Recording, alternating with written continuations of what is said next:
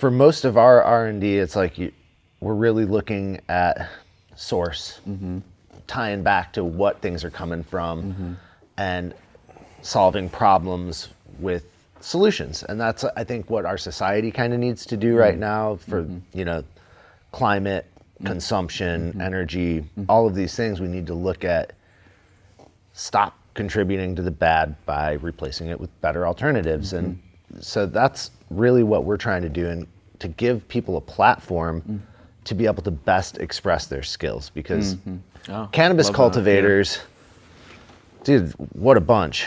Like, your neighbor does it different than you do, everybody does it different, and everybody gets different results. So you want to create a platform that allows people to express themselves in your medium and not be trapped into a box. It's kind of a lot of what we want to do in general. We want to give people tools to express themselves, to get the best expression of whatever it is they're growing. And we're kind of branching to more home garden, to try and push the sustainability thing, the permaculture. We've got new organic amendments coming out. We're trying to, change the world a little bit, and make differences in that way, but allow people to do it themselves. It's one of those things too, creating a product for cannabis and cannabis growers. The scrutiny is different. The level of accountability's got to be on a whole new level. Like what our food is produced in, and the stuff that grandma's growing her tomatoes in the backyard with, buying it at the hardware store. It's kind of crazy. A lot of that stuff, as organic as it might be on its label, it's not going to pass a cannabis industry test as far as cleanliness goes, right? Tell me about that. We're producing a product that we can, give some assurances to our community of growers, our customer base, that, if you use our stuff, you are going to pass your tests as far as Prop 65 and cannabis testing for heavy metals, salmonella, E. coli, pesticides, fungicides, herbicides. And that is something that, obviously, in the name of trying to eat healthy and be healthy and feed our kids healthy, using our same products, not just for cannabis growing, but these should be products that are used for mom and pop backyard gardeners growing their food, and even on large scale food production. How much of your kind of consumer base is cannabis versus other? Well, that's what I mean. Right now, we've obviously coming from Humboldt County and being so deeply immersed in cannabis. That's a good chunk of our business. And that's where we're trying to. What is a good chunk? Push it forward. 80+%. I mean, it's so a good chunk is actually a good chunk. Ornamental flowers. We've had a good customer base, right? With a couple of our mixes for ornamental flowers, gardening groups, and then obviously food production, backyard gardens. We've had a pretty good role, especially in California and Oregon, close vicinity. Logistically wise, it just works a little easier. But for school gardening programs, community gardens, really cool. When you're trying to actually help the youth or help the community develop their own food and create more of a living garden. We have a couple of mixes that are just amazing for that, to create that base.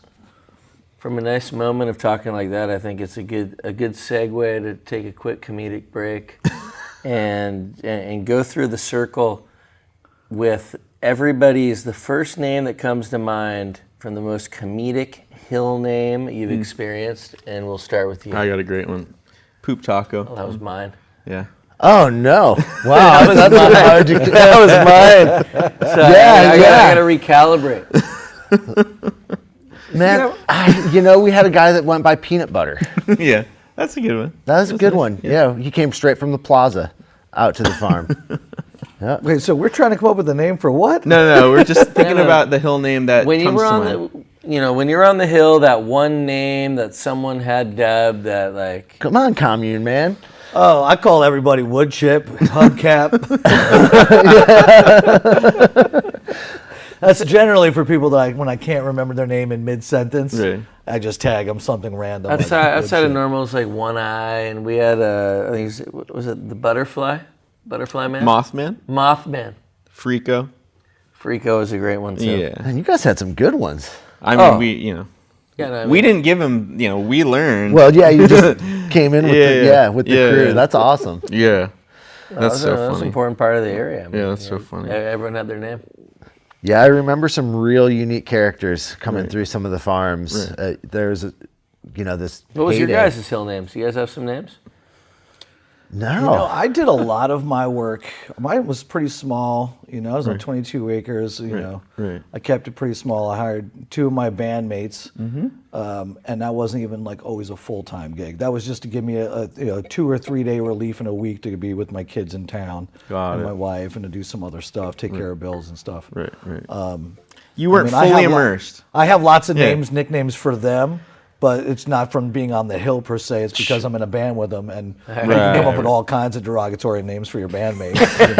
Especially if you're asking them to come up and work on the hill Right. after band practice or before Right. the gig. And Right. Yeah. I think my name was the Lizard King. I was Case Logic.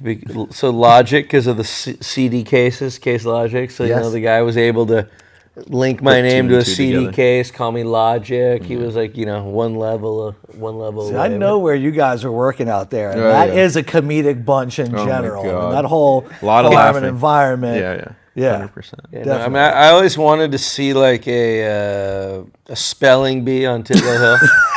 Could you imagine? I mean, so like, let's all just quit what we're doing now. Let's do a YouTube where we go up to Titlow Hill and you do the spelling bee. I mean, it would have been. Pound. P-O. N. You know what I mean? Like, oh my No, God. that would have been. I mean, it's All right, awesome. all right, That's all some right. good content. But going back to what you were That saying, would so be you good guys do content. like a low externality base. And is that like is there NPK there, or is it really just neutral? We create different platforms for everyone, right? So we've got our tupers, our most popular product. It's a blank slate. Yeah. It's actually the one that a lot of people really gravitate towards because you can do whatever you want. You can water off and What are the feed materials off, in and that? it's coconut fiber based. Yep. Like we're all cocoa based. Core, baby. Core baby. Is it core? Yeah. And because it's a sustainable alternative to peat, and Yeah. at the time when we started it, nobody was using core. Like What I mean, kind there were a of heavy few metals people. tests are you guys seeing on your core right now? We have our suppliers in check, and we're good. Like we Like good, like as in non-detect? Good? non-detects on most of it. You're looking at me. I'm looking at you, man. When we looking at you. get Core has some levels of heavy metals. I mean, it can. Cadmium Cadmium's is the the- hot We've spot. seen Yeah. lead. We've seen cadmium and lead for sure. Yeah. Yeah. And But it's not, it's levels interesting too because we rinse, wash, and buffer lead. Oh, post-process. our core. Wow. So Listen. we go through a separate process to clean and remove all the salts, and so Unbelievable. and then we're mixing it with other materials like composted forest material and things like that. So we're adding biology. Where And you it's guys are doing going its thing. completely sterile because it's consumable. We're going kind of the alternate route. So you get biology involved, and instantly Yeah. you've got a different reality because biology really plays a role with the heavy 100%. metals and all that. But we focus on making sure to, at the beginning we audited hard and tested everything so hard Right. to get below the parts per billion that they were testing for in the Yeah. products. And we were testing our soils like flour because we didn't know where it was going. We weren't sure what was going to be taken up. There were a lot of questions that we didn't really know. So we were like, Test it. oh, people are failing. They're testing with, chicken shit and standard or certified organic ingredients Yep. for bacteria, pathogens and heavy metals and pesticides and fungicides. And people think, oh, I'm buying organic stuff. It doesn't have those things. You can take not organic material, compost it down, and it becomes organic. And that's part of the certification process. So people take municipal yard waste from neighborhoods of Roundup and whatever and compost it down. And now this is organic compost, even though it has these same chemical products in it still because they're forever chemicals. Totally. Wow. Right. So that was where we kind of started. We had already been testing compost and like sourcing consciously, but had to start looking really closely at all of the ingredients and like tracing back, okay, where are these materials entering the soil stream? Yeah. Right. And, now we don't have to test as frequently because we've, Locked it in. we've locked it in with people and our suppliers, and we've got a better system than we did. But we audited so aggressively Oh yeah. in the beginning because you have to. But we have to report all our heavy metal stuff. I'm sure you guys do too. And, you got to report it online and, so people can access all that stuff. But right. Well, OCal is going to be like the next thing, hopefully, which is the organic certification for cannabis. Yeah, which is really great. Yep, 100%. And they audit everything, right? They audit all the supply chain all the way up. And so, these like little bits of kind of like light along the way where those of us in these regions can kind of leverage that opportunity, because believe it or not, there's a lot of like heavy metal laden soil south of here. All over. Almost all. I have a quick pause question, because I'm going to be just kind of the devil's advocate on the conversation with you guys completely as another member of the county, but simultaneously as we look at like the national market, we can be discussing heavy metal levels, we could be discussing all these other things that we like test for analytically that are like ridiculous testing levels, but we test for that are completely different than other industries. Mm-hmm. But simultaneously, like how much does the customer care, the consumer care? And I say that in regards, and I'm curious your guys' opinions, specifically as like we look at where the industry is with non-cannabis products, and it's really in chemically synthesized and derived products. So like, for example, the biggest cannabis company in the U.S. doesn't sell cannabis. They sell Delta 8 and THCO products. Yes. Under their brand. And there's multiple other companies that are, we're all sitting here and we're debating and discussing things that I think are really important, which is like the purity and level of products that we all care about as other guys that live in Humboldt that are super hippies and love and care about that stuff. But like how the does rest the grand of our said consumer group and national group is spending the majority of their money trying to get high legally on chemically synthesized cannabinoids and derivatives, and we're all sitting here talking like the customer really cares about A, B, C, D, and I'm wondering what really matters and where's it going to go? It's a product of necessity, I think, the Delta 8. And I'll tell you why I feel that way, because I was just out in North Carolina. I was at like a super tiny, poorly attended cannabis conference in North Carolina. Yep. Right? Nice. I'm glad it's happening. I want to support it. Let's do it, people. But it was, a relatively conservative area of North Carolina at that. And there were some Delta 8 guys there, and everybody I talked to, everybody that I've talked to that smokes Delta 8, they want to smoke regular weed. They just can't get it. And they can't just roll into a gas station and roll out with it. And so these people have circumvented the problem that all the cannabis people face, and that's why they're so successful. And until we can get some laws in place to prevent these people from a synthesized substitute and allow us to actually sell real cannabis across the country, like you're able to sell Cannadips in every retail location in the country, those guys are going to win, and they have better access to the consumer. I think there's plenty of consumers that don't care, but I think there's plenty of consumers that do care that don't have an alternative. So you're saying the synthesization of cannabinoids is negative in the fact that people would rather just get it naturally, but they can't get it. And I wouldn't necessarily say it's negative. I just don't think it should be a replacement for availability of the real thing. I don't think it should have access to the market before authentic cannabinoids. And I think that's the issue. I think there's a place for some synthesized and topicals and things like that. If you, and guess it's what? going to happen. We know it. If the D8 guys had access to the things we had access to, I don't think they'd be doing D8. No. Right? So it's like, let those who have less access be served by those. Let's just not call them the D8 guys. Let's call them, what about the guys that are supplying CBN to our licensed, cannabis space? I mean, it goes a lot deeper, And CBG and and everything. Well, we need hemp extracted cannabinoids, and I think we need access at some level for, medicines and, things like that.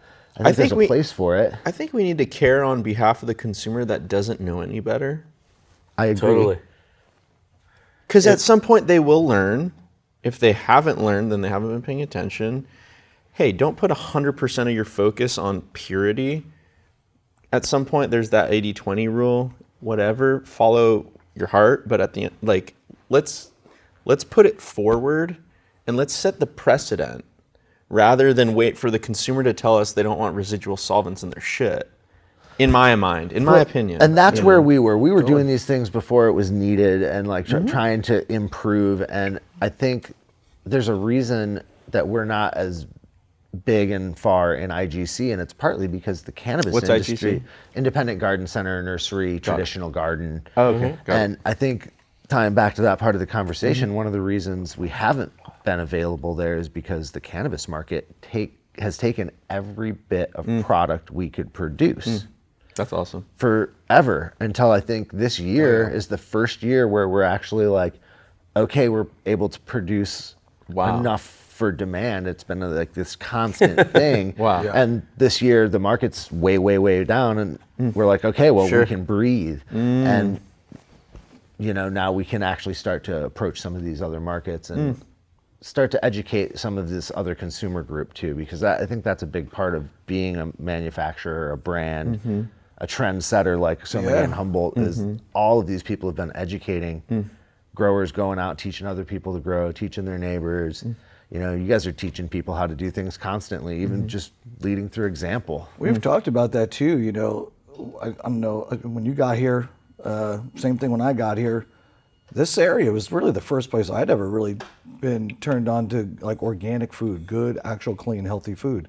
I grew up in New York City. That was the furthest thing that I had ever, probably never ate anything even close to organic growing up in New York City. Right. And I remember going back to New York City to visit after finding this place and just being just blown away that there was zero consciousness 25 years ago. No, the word organic didn't mean anything to anybody, and it was a laughable thing. If I went back and said, hey, we don't have any alternatives, there's no alternative products for certain people or certain dietary needs, all that was just a big fat joke 25 years ago. Yeah. And now you go anywhere in the country and there's an organic aisle. Most of the mainstream grocery stores, and I think a lot of that is, it starts somewhere, then it kind of just spreads. And that's one of those beautiful things that I love linking myself with the cannabis industry, because I feel like that is that same movement of thinking. Well, I mean, going back to the old days, when we were trimming, organic food just showed up. Meals just showed up. Like there was so much abundance that you could afford to buy organic food for all of your workers, feed them breakfast, lunch, dinner, and cash on top. Yep. High numbers. And so it's like, luckily we've been blessed with a little bit of that surplus in the past to literally buy the quality that could even allow us to think a little bit different, because now we're filling ourselves with the best nutrients we can. And we can't forget that beautiful time, right? It changed the way I thought, it changed the way he thought. We weren't in the rat race 100% for quite a long time, and I still hesitate to get back in that rat race. And some days I'm on the screen all fucking day long, but I still fucking remember what we had, and what we still kind of have, and and you're supporting it through supporting the farms that you work with. And I think that it's really important to continue to draw this, parallel between human health and clean food and plant health and clean food for your plants. Because if you're, all the way to the extract, it really makes a difference.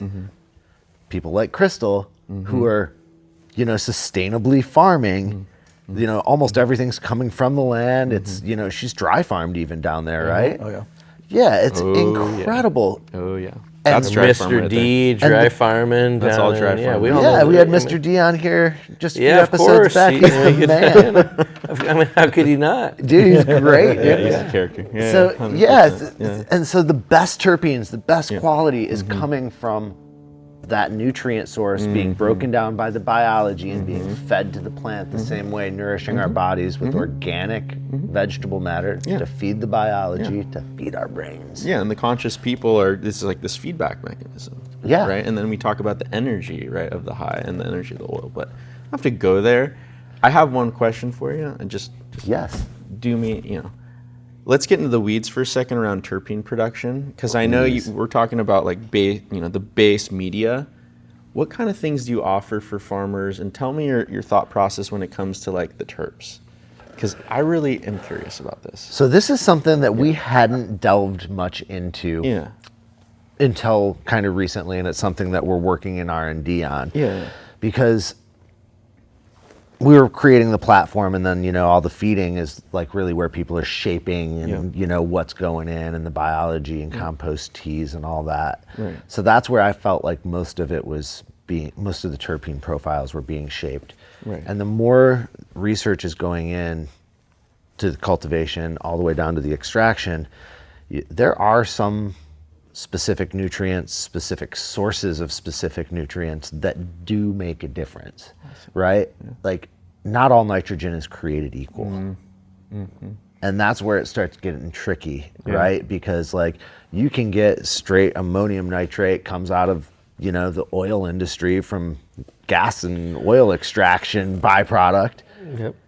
Or you can have, soluble nitrogen from your own compost or from the, rain.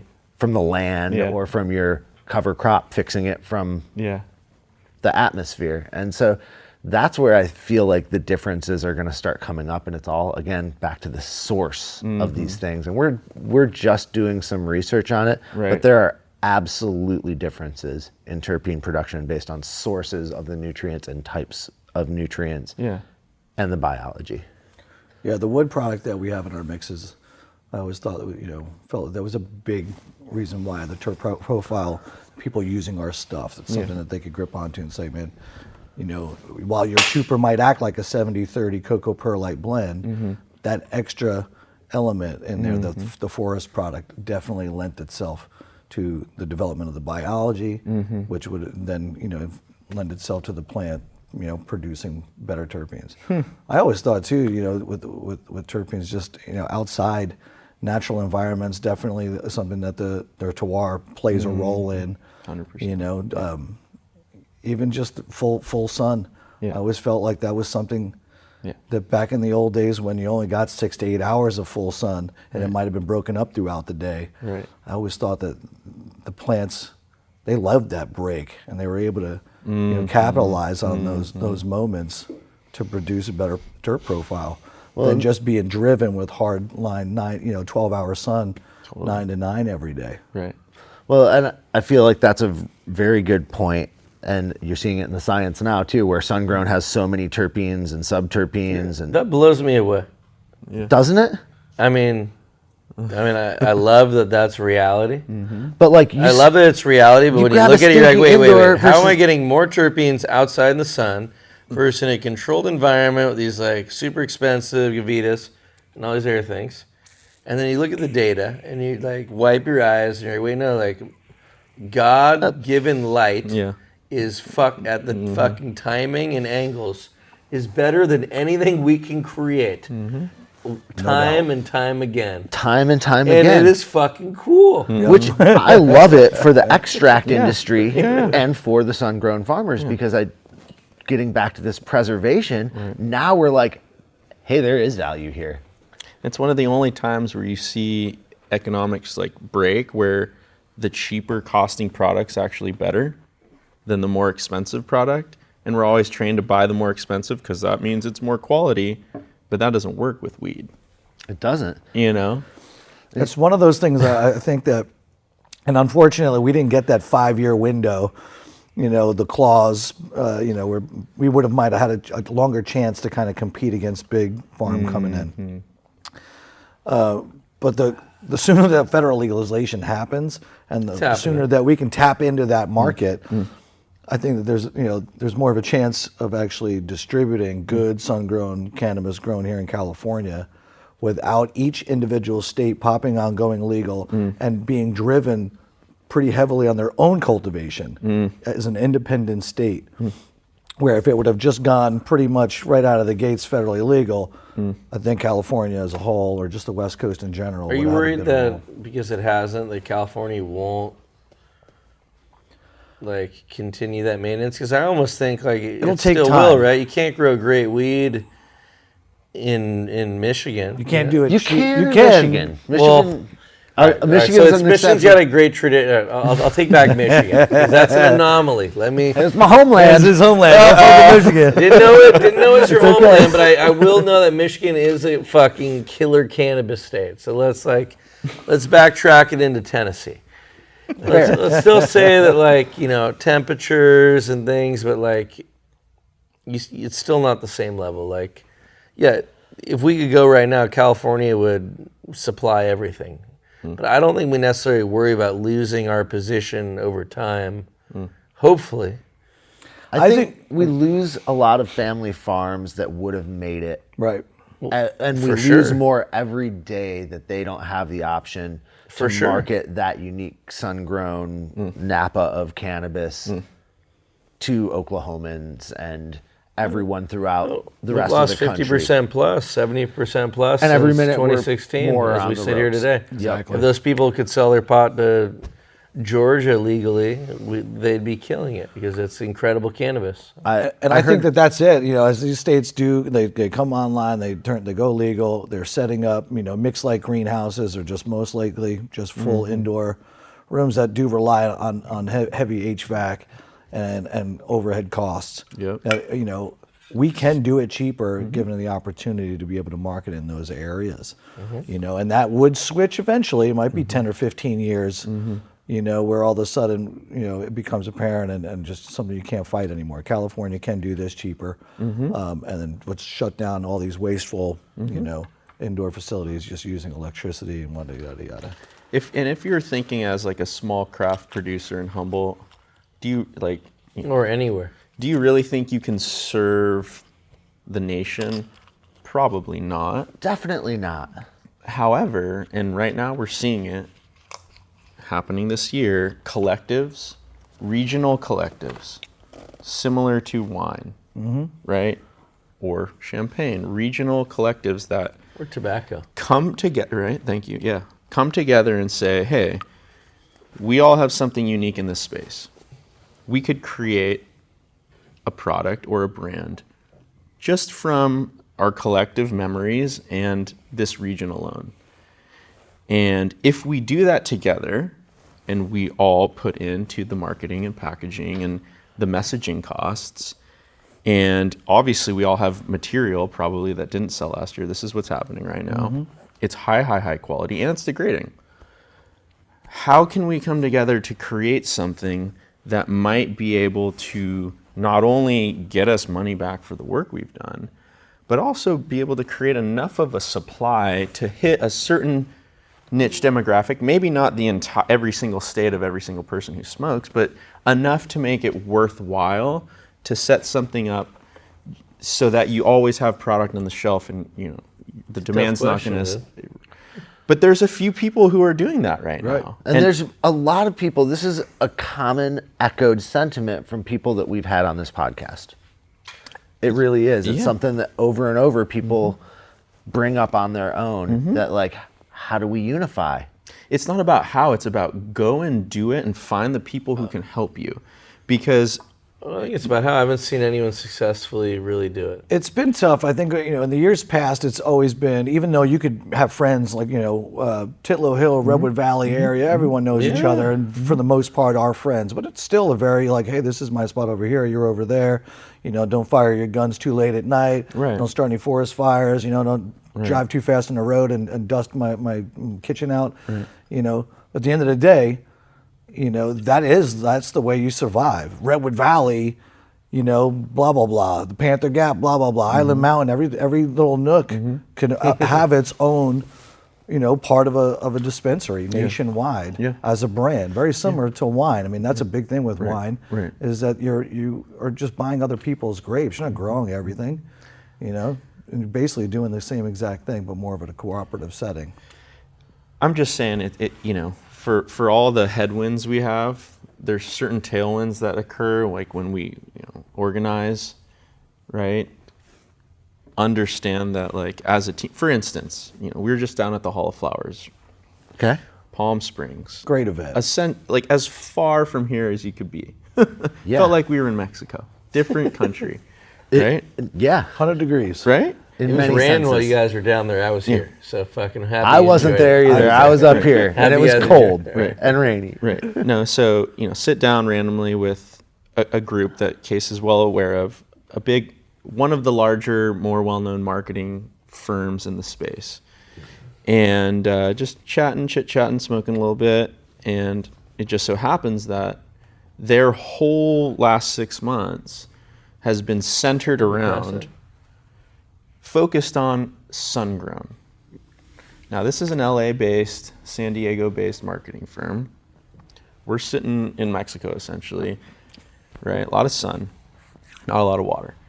We're talking about sun-grown, and so I start, asking them questions. Kind of what brands are you going to look around at, and what's the strategy here? And believe it or not, the strategy and the information and how they were going to bring it to the public, very sound, well above my pay grade. However, the farms, the stories, the people that they were going to bring to actually back this message hadn't been really figured out yet. And so now here we're at 2022, we're down at the Hall of Flowers. This is like current events. And for the last 6 months, one of the top marketing firms has been focusing on sun-grown, but they don't even really know who's going to be those people. And, everyone here is scratching their heads going, man, what are we going to do? And I'm going like, it's right there, you guys. It's right there.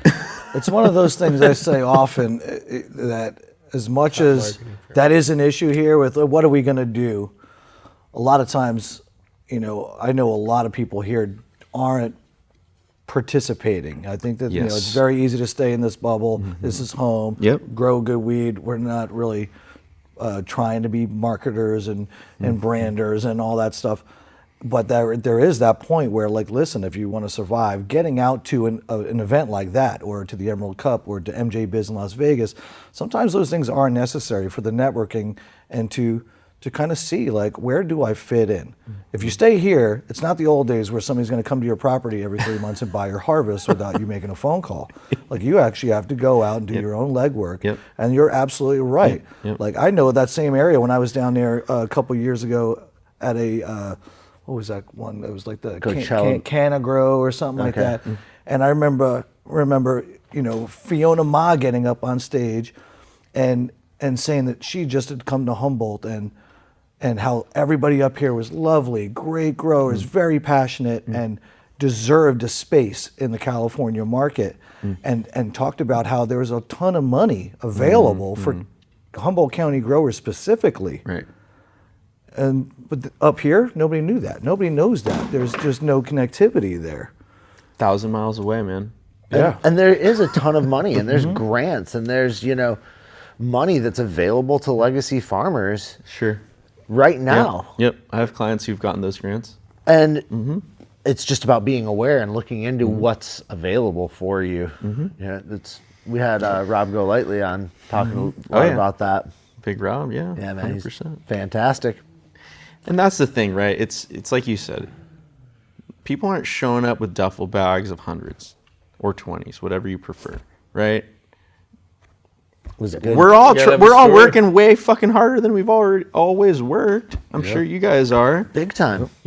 So it's just like, let's not be victims. Let's understand it's going to take more, but what we have is really important and valuable, and it just requires a little extra effort.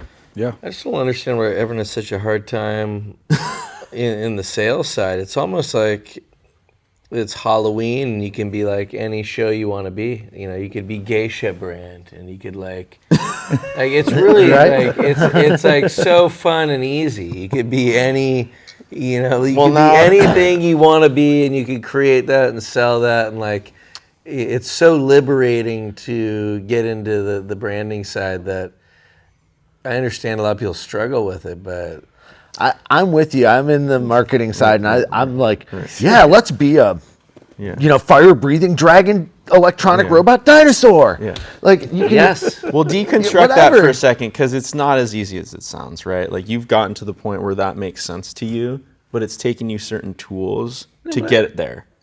Yeah, but I mean, so what kind of tools would you need if you didn't really know where to start to be able to even think about being a geisha brand or whatever kind of brand you need to be? You just keep your message consistent, and so regardless if it's real or fake, you keep a good message, and I think creating content. I mean, a lot of people. I think the biggest, someone who's built a brand and done the thing. I'd say the biggest thing is you can't outsource anything because you can't dilute your message. So like. You have to be authentic with it. Even if you're authentically creating something fun and different, like you're the Teenage Mutant Ninja Turtle brand, you have to live that and inspire that and everyone else you work with and create that as it is. So I think a lot of people, well, I'm just going to grow this plant and then I'm going to hire this company to make it hot, to make it cool, to build my brand. Like, they're never going to do that. They don't give a shit. They don't own any part of you. You got to actually do that yourself. And everyone in humanity, like, we're all on screens, completely disconnected. Not completely, but some completely and some partially. And everyone is like honing in to get real feelings and authenticity. And like, that's where, some of this branding, like, the more you connect people and bring them into like humanity and real feelings, the more success you'll have. And that's why, like, when we talk about legacy farmers and the real people, it's like, okay, the better you can do telling your story and let people knowing that, you're going to do a better job because people are grasping to feel those feelings and support said humans. But yeah, no, I kind of laugh when we talk about, like, when we look at some like brand that just hired whatever to do whatever, and it's like, dude, like, if you want to be the like Star Wars whatever, like, you gotta live that. You got and you have to do that, and it's right. You gotta get yourself a Chewbacca costume, go down to the plaza. Yeah, you gotta create be a couple videos per week. it. You gotta be eating it. You gotta be going to the trade shows. It's really interesting because we get hit up. I get emails all the time from marketing firms, constantly. Right. And the one thing that we hear when we're out there in the world is, "Oh, I love your guys' marketing." And it's like, so all these firms are like, "Oh, I went in on that," and right. And I think that's probably something you guys see too. And when these ad firms see something that they're like, "Oh man, I think this thing's gonna pop," they want a piece of it, Well, I think that too. I don't. Yeah, we have obviously 3 marketing firms a day, like simultaneously. Probably you guys too, and I think. Oh yeah. I don't know if that's because like. I don't know if it's because we're doing a good job and they just want to hop on, or there's just like a shortage of work. But I think simultaneously, like, I do stand by, you got to do it yourself. Yeah, and you got to be living it. So if you're gonna hire another agency, they got to be like living it. And that's been the biggest success. Is everything you're doing is authentic and real and cool. And if it's crazy, you're doing it yourself, and people tie into that. You're not outsourcing shit, and you're not like just a 9-to-5er with a company you own. And you guys are doing that. We're telling stories. We're working on telling stories. We're working on all building up our community. We're not ever going to hire some agency for $20,000 a video that's going to like tell the Humboldt story. No, we're going to fucking tell the Humboldt story. It's not going to be $20,000. We're going to do it fucking free or what our creatives cost. We're going to all work together. Yeah, exactly. But we all got sold those stories. We all had the said company come to Humboldt. We're filming the whatever. Like in 4 or 5 years ago, everyone wanted to spend that money. Oh wait, ad week? Yeah, I want to be part of that. I want to like maybe be seen. That's a big reason why we have created this platform as it is, to give a voice to other people here in the community to tell that story themselves too. It's like amplify other people's truth and to elevate the community. It's like, and you guys are also talking to a lot of people that aren't. We have brands, but like there's also a lot of people that are sitting here that are farmers that are like not traditional people that don't want a brand at all. They're like, I'm busy, man. My hands are knee deep in the soil like 24/7. I'm growing the weed. I can't brand it. I need somebody else to do that. And there's truth when people are dedicating that wholeheartedly. I am the grower. That shit's special. Yeah, no, it's hard to fucking grow epic weed. It's also hard to tell people what you're doing when you've been trained to not tell people for the last your entire life. 3 Well, that's where that decades. branding and marketing is really difficult for a grower that's been hiding and staying under the radar for the last 20, 25, 30 years, 40 years, to get on Instagram and start posting videos of themselves promoting growing cannabis on the same on a platform where it's illegal to talk about growing cannabis, Right, so then they clip you. the whole thing seems shady. Yeah, no, it's a fucking loaded gun. I mean, now that I've heard you guys all talk about it, I even, as a farmer that devotes everything to growing it, like, you know, it's so easy for me because I'm a marketer and brander, but like these jumps to not have to hire a company to take me to here to like the resource, it is really hard. It is, and it's not that they're incapable. It's just where's your motivation lie, right? Well, and remember, like, you have what some people want, and some people want what you have. In other words, for instance, one of the brands that we harvest for, extract for, package for, probably the biggest global brand in the world, they just started a Humboldt sun-grown initiative. Interesting. And so there's 4 to 5 farms that they've selected in the region who've already kind of Cookies? Yeah. Cookies are, yeah. Okay, yeah. They've gone, they've been proactive in terms of just making themselves known on their own. And they're involved in a project that, for the most part, like, I would say is mutual in terms of... The farmers are pumped. I haven't heard any of them that aren't. I've also talked to some farmers that They are get sick super gear, pumped they with get it. their herb bought. They're feeling good right now. So Yeah. It's an evolving process, but we all know... And this, and you know, this is like a pioneer brand, right? And this is their latest of strategies. And you better believe someone's going to follow that, and someone else is going to follow that, and there's going to be other people following that. The celebration's coming. But it all comes down to the stuff that, you know, most people listening have been doing all along. And it's just about, like, hey, don't hide. Do your best fucking work you can do. Like, details are everything. And just leverage your network, right? You know, like... Leverage your network, yeah, that's the biggest one. Big time. You know, and so, you know, but 5 farmers is only 5 farmers. This brand probably could handle much more than that. Sure. These are just the ones that they've chosen so far. There's just a start. obviously a larger group. The scale's bigger in California, it just expands too. But it all comes down to quality, right? Hey, here are the strains we're going to run this year. Show us what you can do. We're going to take it. We're going to extract it. We're going to figure out the terp profiles. We're going to understand the potencies. We're going to see the yield. And then we're going to choose based on those KPIs, meaning your work stands for itself. You don't have to be this, you know, dog and pony show. It's all about the work, which, you know, at the end of the day, you go to a buyer show, show them the pound, you stay quiet. The work shows itself.